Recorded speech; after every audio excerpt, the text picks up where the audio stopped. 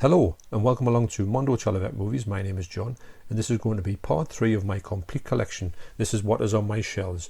Now I'm doing these in sort of parts because there's that many on the shelves. I want to go through them one by one and give you a little bit of a brief insight into what these are.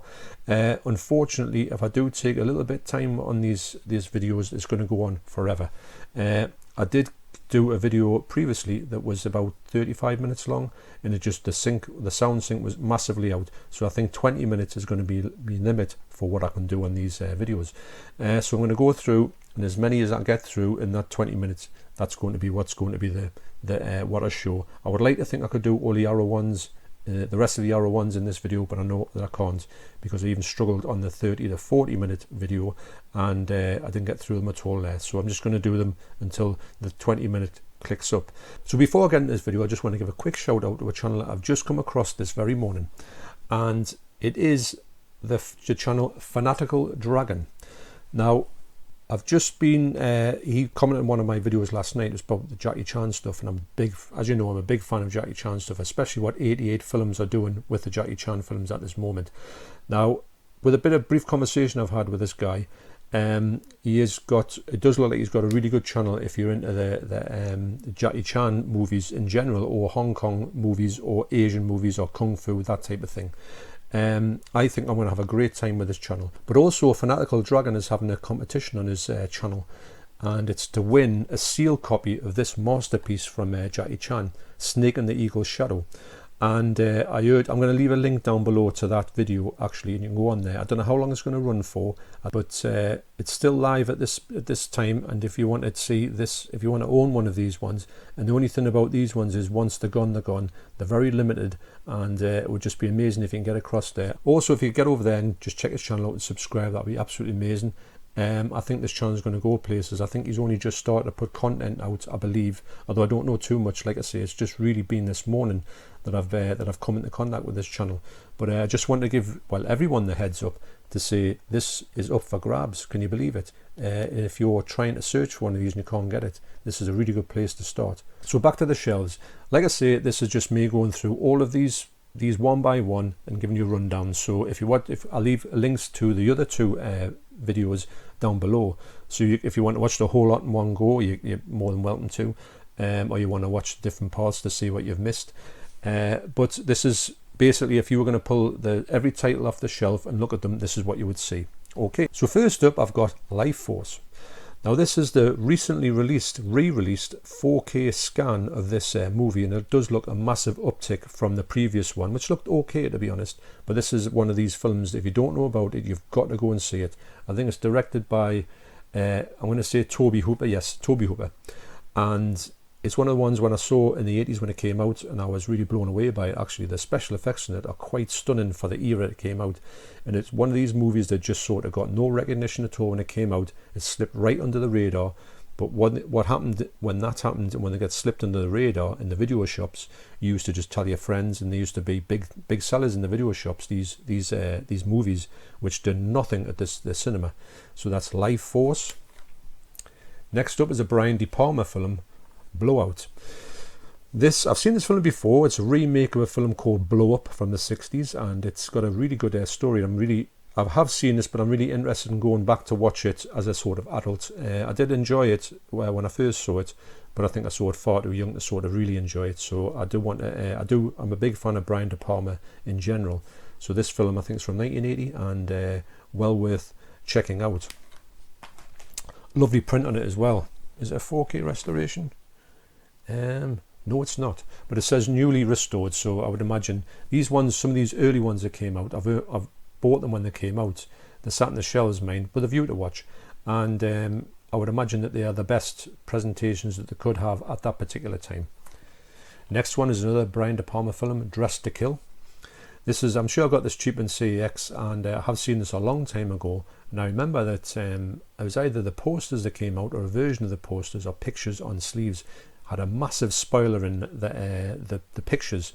So I'm not going to go into any of this. I'm not opening it up at all. I mean, obviously I know what happens, but it's quite a good sort of whodunit, this one, with a twist. Next one is not a Brian De Palma film, but it's a film with James Caan, Thief. This is Michael Mann.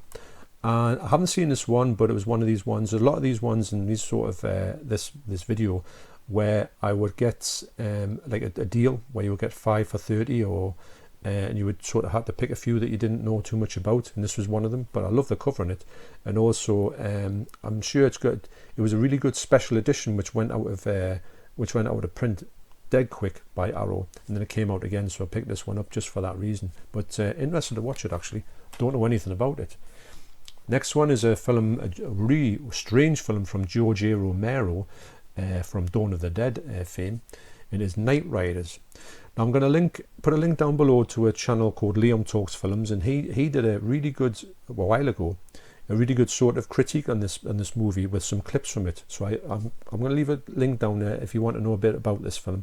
It's odd because it's got people on motorbikes who are dressed as knights and they do jousting. I think there's a lot more to it than that, but I know that I haven't checked this one out properly. I have seen it before. I didn't really enjoy it when I first saw it, but I thought it was cheap.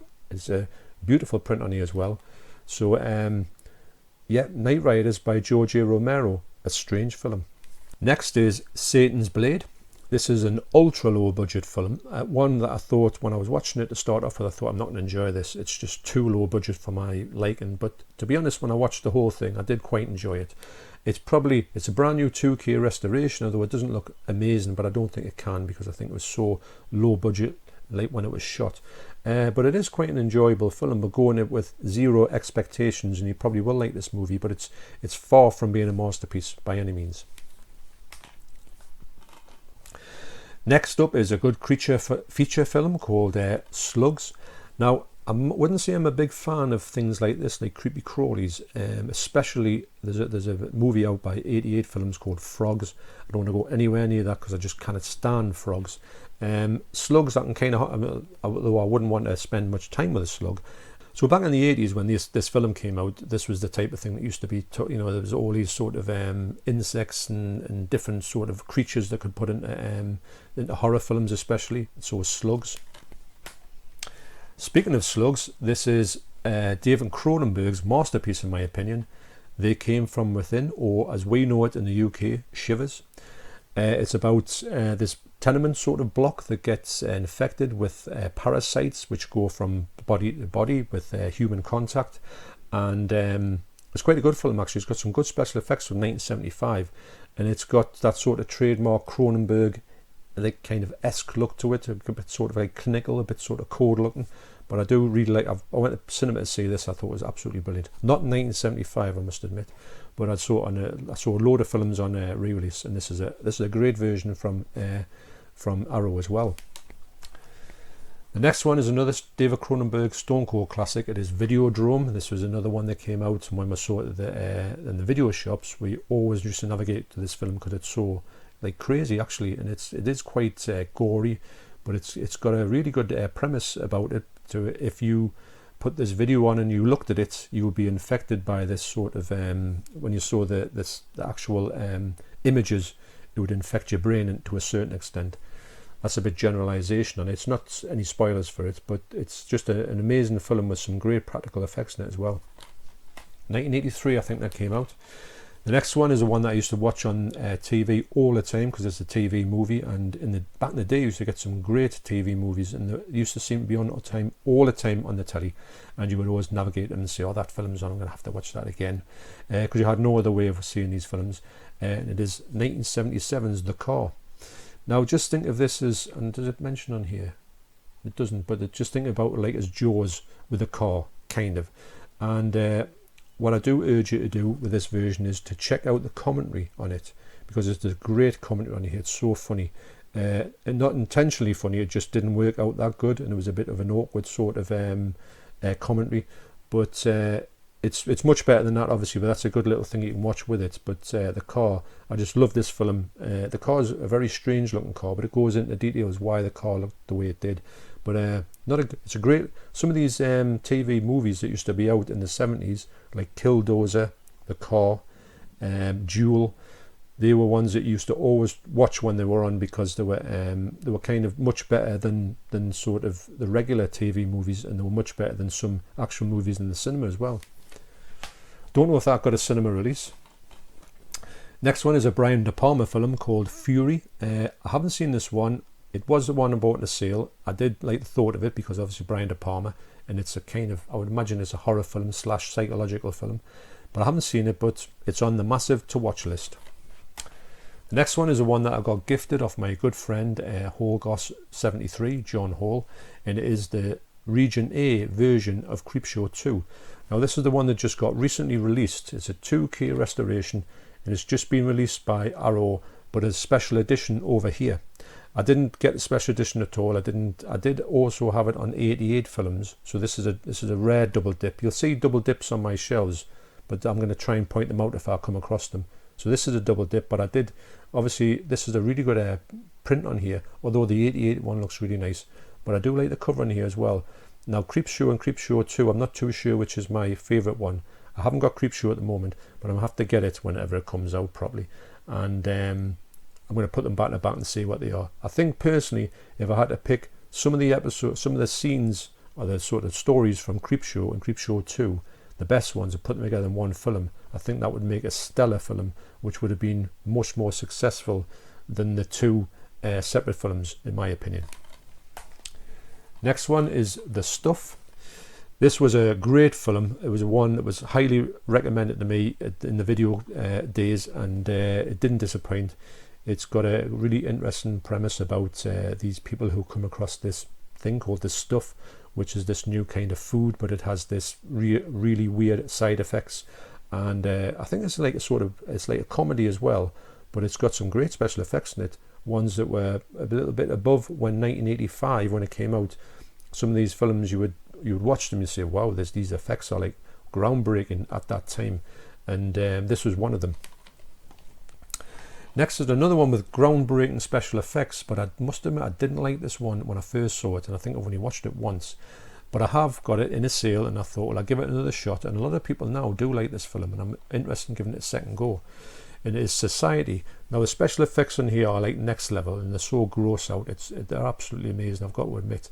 But the whole, like I say, the people in this movie, I just didn't like any of the people in this movie, and I found it, the movie itself to be very unlikable in that for that thing. So I'm going to have to go back and give it another look at. I might think differently these days, because there's a lot of films that I watch now and I think, oh, that's not too bad, and vice versa. But Society could be one of them. But if you want something with disgusting special effects, this is your movie. So bizarre. Next one was another one in the sale.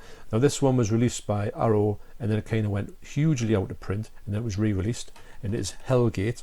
There is Hell at Frogtown, which I haven't got, but that was in the same sort of boat as this one. It kind of got released and it kind of got just taken out for whatever reason, and it went for crazy money on eBay. But I haven't seen this one, don't know too much about it. Like I say, it was in a sale, it was cheap. I thought, why not? Because I would have, if it's not that bad, if it's not that good, well, fair enough, I haven't lost much.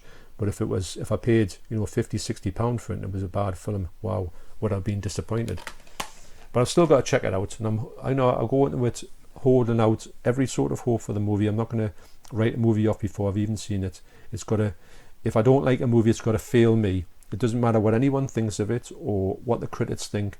If I get that movie and I think it's a great movie, it stops in. If I think it's awful and yet some people think it's great, that's what it's about when you buy your own films. You cater them for yourself, not for other people, really, do you?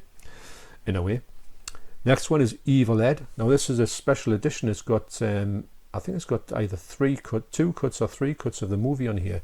It's an odd film to have because it's so like low budget and under the radar. You thought they'd really pull out the stops on this one. I just don't know why it's got this many cuts. I've got to obviously look at it. There's another one I bought in the sale. I'm interested to see it. But it looks okay. I've had a quick flick through it. I do think it's a foreign film as well. But it's on my huge to watch list. You probably hear that a lot on these videos. Next up is Edge of the Axe. I've just picked this up actually cheap from CEX.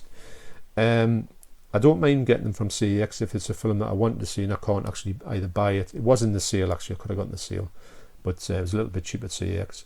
So this is a film by Jose Larraz, and it's also the same director who directed this movie as well, Deadly Manor, which is the next one on this list. I haven't seen this one, but I do think it looks really good actually, the print on it, and I'm very interested to see it. This one here, it was a decent film. I wouldn't say it was brilliant, but I did, in general I did like it. I didn't really like it halfway through, and I thought, nah, and then I kind of went with it, and I did grow to like it. But the best thing about it is, and I spoke about this before, is that there's a interview with an actress, Jennifer Delora, and she tells it like it is with this film. She had a few bad sort of let's say experiences on the set with co-stars and director, I think. So she gives a frank, and I mean a frank, interview of what that was all about.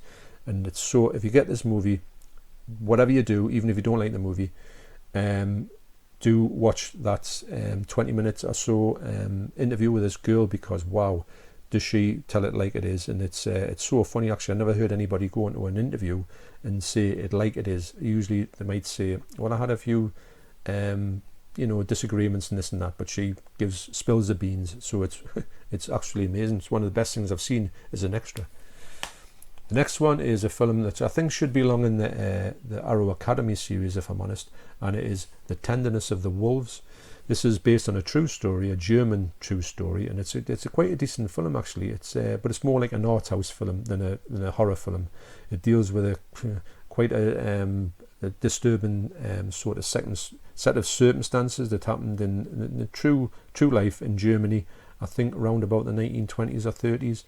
It's really well done actually, but it's quite graphic in its kind of detail about what befell this whole serial killer and what he was up to and that. So it's a bit of an odd film, and there's a lot the making of and things. It tells you all a lot about the actors and what they were sort of in the group they were in.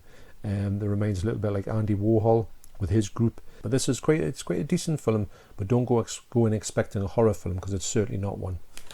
So last on the list, I just want to I don't want to keep this far to this I don't want this video to go out of sync, because I couldn't bear the thought of it, because my last one, it went out of sync halfway through and I just couldn't get it to go back to where it was. The last one I talk about today is, on this episode, is White of the Eye.